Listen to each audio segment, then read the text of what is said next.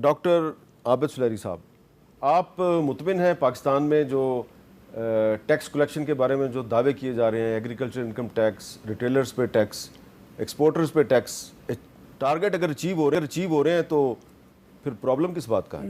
देखिए, tax to GDP rate चाहिए, इस पर तो कोई दो राय नहीं, लेकिन इसमें एक टैक्स की क्वालिटी भी मैटर करती है। अभी जो फ़र्क सलीम साहब जिन 40% लोगों की बात कर रहे थे जो ख़त गुर्बत से नीचे रहते हैं, वो भी अपनी कंजम्पशन पे इनडायरेक्ट जीएसटी दे रहे हैं। जिन ख़वातीन की और 33 साल से कम उम्र अफराद की बात हो रही थी, वो भी इनडायरेक्ट टैक्स में है। जब भी टैक्स बढ़ाना होता है तो उसमें सबसे पहले जो तलवार गिरती है वो मेरे और आप पे जो सैलरीड क्लास है उस पर गिरती है।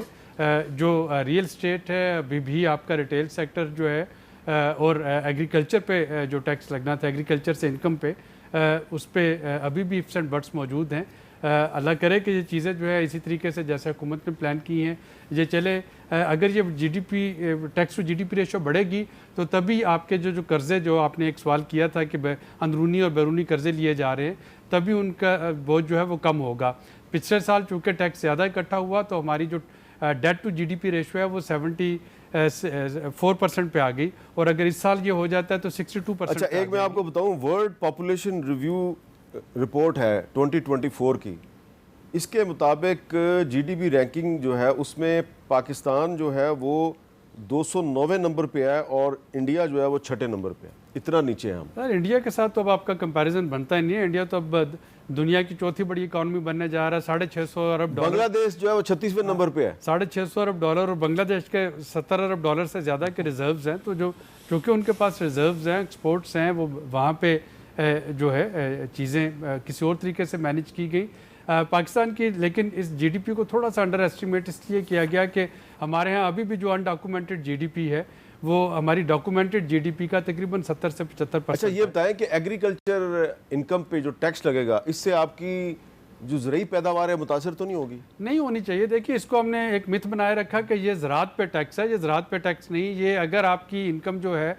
वो आप प्रोग्राम करके कर रहे हैं, मैं वो अपने रकबे को काश करके कर रहा हूँ, अगर हमारी आमदनी एक जैसी है तो फिर हम पे टैक्स भी एक जैसा लगना चाहिए। जैसे कि सदर आसिफ अली जरदारी साहब कहते हैं कि मैं अपनी एग्रीकल्चर इनकम पे तकरीबन 2.5-3 करोड़ पे टैक्स देता हूँ। जाहिर है कि जो भी इनकम ये बड़े लोगों पे टैक्स है। इस पे देखिए 45% की जो बात थी वो है कारपोरेट फार्मिंग टैक्स पे।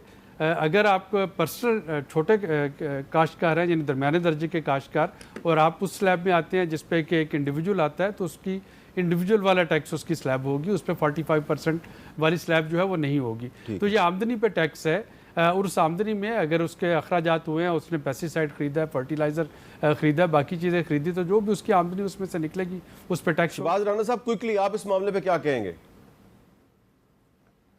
देखिए, इस बजट में 2-3 चीज़ें अगर अच्छी हो जाएं, एक तो हो चुकी है, जो एक्सपोर्टर्स की आमदन के ऊपर टैक्स लगाया है, जिस तरह अभी डॉक्टर साहब फरमा रहे हैं, बिल्कुल ठीक फरमा रहे हैं। आप किसी भी शोबे से आपकी आमदन हो, जो स्लैब के मुताबिक आपका रेट बनता है उसके ऊपर आप टैक्स दे दें। एक्सपोर्टर्स का हो गया है आपका ज़रूरी आमदन के ऊपर टैक्स। एक सवाल है, लेकिन जिस तरह डॉक्टर साहब फरमा रहे हैं, उनसे एग्री करता हूँ कि छोटे काश्तकार के ऊपर, फार्मर के ऊपर ये नहीं लगेगा।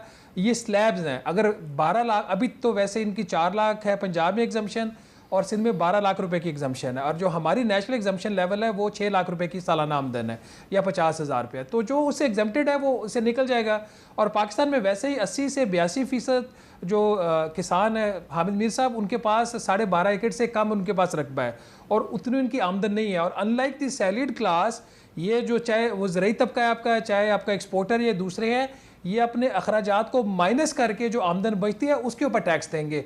तो ये इतना बड़ा इशू नहीं है। तो इसलिए मैं 2 चीज़ों को सपोर्ट करता हूँ इस बजट की। नंबर 1, जो इन्होंने एक्सपोर्ट्स के ऊपर टैक्स लगाया, रादर एक्सपोर्टर्स के ऊपर लगाया, एक्सपोर्ट पे नहीं लगा।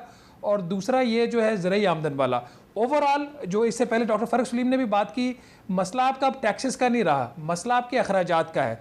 टैक्सेस बढ़ाते जा रहे हैं, और दूसरी तरफ से बजट का साइज भी आपने 30% बढ़ा दिया है, जिसकी वजह से सिर्फ मई के महीने में जो डेट में नेट इंक्रीज हुआ है हामिद मीर साहब, वो 1733 अरब रुपए। राना एहसान साहब, आप तो मैं ये जानना चाहूँगा कि जो अखराजात हैं, हुकूमत के अखराजात, ये आप कोई बताएंगे हमें कि कहाँ पे हुकूमत ने कम किए हैं? देखिए, ये जो होम ग्रोन प्लान की बात हो रही है, इसमें एक हाई पावर्ड कमेटी बिल्कुल अखराजात कम करने पे ही काम कर रही है। उसमें जो वजारतें डिवॉल्व हो गई हैं लेकिन आज भी काम कर रही हैं वफाक में, उनको ख़त्म करने का, और दर्जनों के हिसाब से जो आपकी अथॉरिटीज़ हैं या जो अदारे वफाक में काम कर रहे हैं उनका क्लोजर या डुप्लिसिटी को ख़त्म करने पे काम हो रहा है। और इंशाल्लाह होम ग्रोन प्लान की अनाउंसमेंट जल्द होगी जिसमें हम अपने हुकूमती जो अखराजात हैं उसके साइज ऑफ गवर्नमेंट को कम करेंगे। फिर जो प्राइवेटाइजेशन का अमल है वो भी यही है, उसके अंदर आपकी डिस्कोस को हमने प्राइवेटाइज करना है, PIA है, एयरपोर्ट्स हैं, आपकी स्टील मिल है, दीगर और अदारे हैं जो प्राइवेटाइजेशन की तरफ जाने।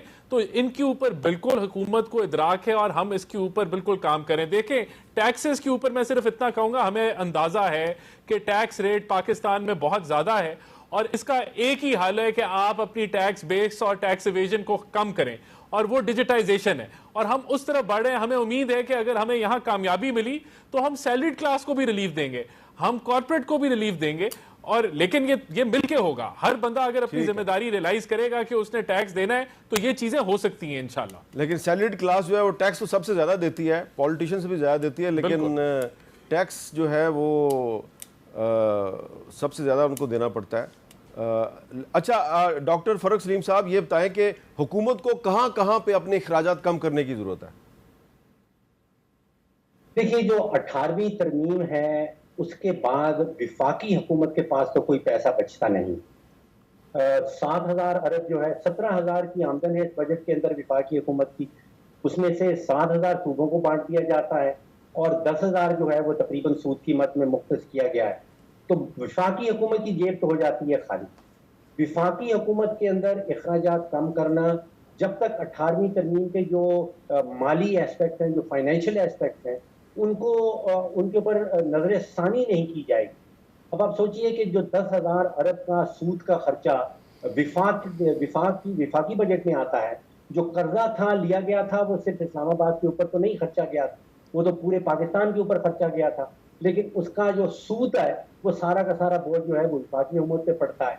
जो दिफाई बजट है वो कोई 2200 अरब का दिफाई बजट है और वो जो दिफा हो रहा है वो सिर्फ इस्लामाबाद का दिफा तो नहीं हो रहा, वो तो पूरे पाकिस्तान का दिफा हो रहा है, लेकिन उसका बोझ जो है वो सारा का सारा विफाक पे पड़ा है। ठीक है। 18 के नतीजे में सारी की सारी जिम्मेदारी विफाक की और सारा का सारा इख्तियार जो है वो सूबों के पास। तो ये इम्बैलेंस है, इस इम्बैलेंस को जब तक इसको करेक्ट नहीं किया जाएगा। आप ठीक है, अपना एक आपका पॉइंट है वो है, लेकिन सबको पता है कि असल इख्तियार किसके पास है, ना वफाक के पास है ना सूबों के पास है। लेकिन मेरा सवाल आपसे है डॉक्टर आबिद साहब, कहाँ पे हुकूमत जो है वो अपने अखराजात कम कर सकती है? एक तो डॉक्टर फरुख सलीम साहब की बात को आगे बढ़ाते हुए सूबों को अपना रेवेन्यू बढ़ाने की ज़रूरत है। मैं नहीं समझता कि 18वीं तरमीम जो है उसको इस वक्त छेड़ा जा सकता है या छेड़ा जा सकेगा मुस्तकबिल करीब में, लेकिन हम सूबों से ये ज़रूर एक्सपेक्ट कर सकते हैं कि सूबे अपना रेवेन्यू बढ़ाएं, अपना शेयर जो है किटी में वो बढ़ाएं। और वफाकी हुकूमत के लिए तो फार्मूला बिलावल साहब ने अपनी इलेक्टोरल कैंपेन में बड़ा क्लियरली दिया था और अभी वो चूँकि एक अहम एलाई हैं इस गवर्नमेंट का, वो जो उन्होंने 17 मिनिस्ट्रीज़ की तरफ इशारा किया था, जो अभी IMF के प्रोग्राम में भी health, education, social safety net वगैरह उनको सूबों को हवाले करने की बात की जा रही है। तो जब तक पीपल्स पार्टी एलाई है मुस्लिम लीग नून की, तो 18वीं तरमीम को टच नहीं किया जा सकता। और लेकिन पीपल्स पार्टी ये ज़रूर कह रही थी कि वो जो 17 वजारतें यहाँ पे हैं उनको आप ख़त्म कर दें ताकि अखराजात जो हैं वो कंट्रोल किए जा सके। तो बिलावल साहब की अगर आप इलेक्टोरल तकरीरें सुने तो उनमें बार बार वो ये कहते थे कि वफाक के अखराजात कम करने के लिए जहाँ पे जो डुप्लीकेशन हो रही है उसको ख़त्म करना होगा और अख्तियारात जो हैं वो जो सूबों को दिए जा चुके हैं वो वजारतें ख़त्म करना दरअसल 18वीं तरमीम पर अमल दरामद करना, तो उस पर अमल दरामद करें बजाय इसके कि हम 18वीं तरमीम को इस वक्त तनकीद का निशाना बनाएं कि उसकी वजह से ये सारा। वो 18वीं तरमीम के बारे में जनरल बाजवा साहब कहते थे ना कि शेख मुजीब के 6 नुकात से ज़्यादा ख़तरनाक है। मेरा नहीं ख्याल कि इस वक्त इसके पे रोल बैक करना शेख मुजीब के 6 नुकात से ज़्यादा ख़तरनाक होगा।